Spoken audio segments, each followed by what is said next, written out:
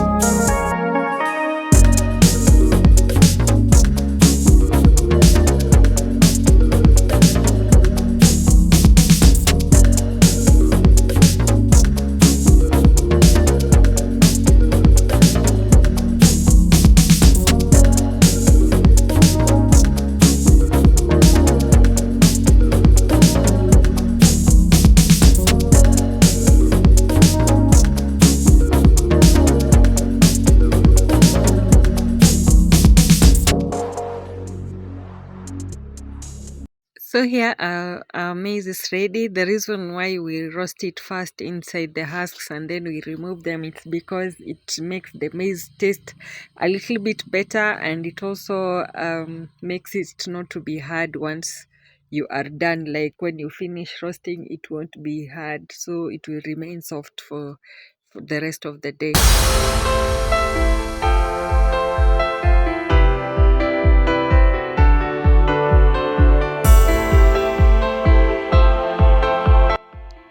This was for lunch, although we also had more boiled maize, but this is technically what we ate for lunch. So these are freshly harvested groundnuts, so I'll boil, and that will be what we'll be eating for lunch with some black tea. Yeah.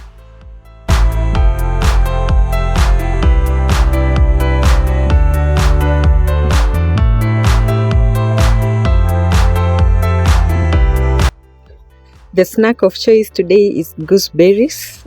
These are wildly grown, they grow wildly. I think the birds help us to plant them.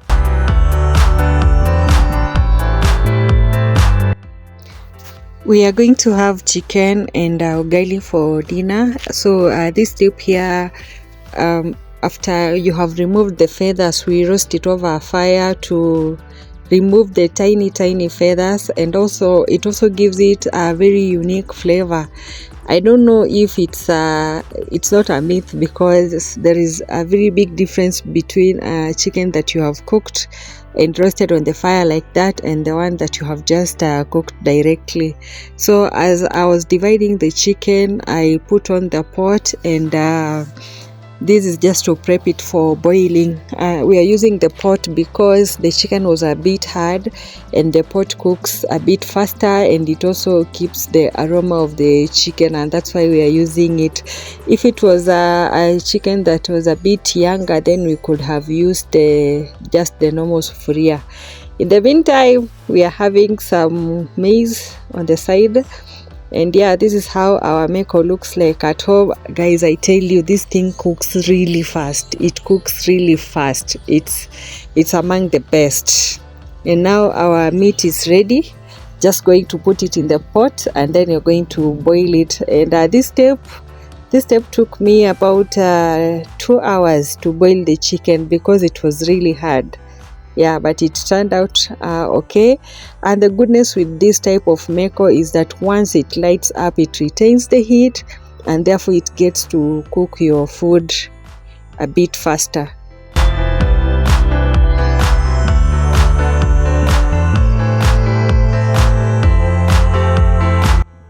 So only those ones who have eaten these things will recognize what they are, but they are yummy.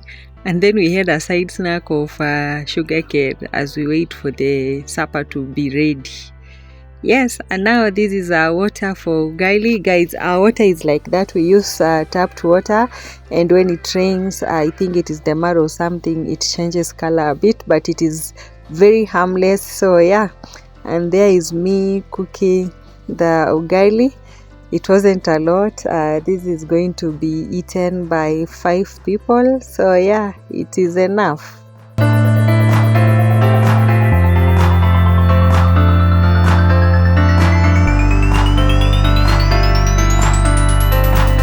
So once our ugali is ready, we normally almost always put it on the side on fire, so it keeps hot, and also I don't know, it has just this extra flavor.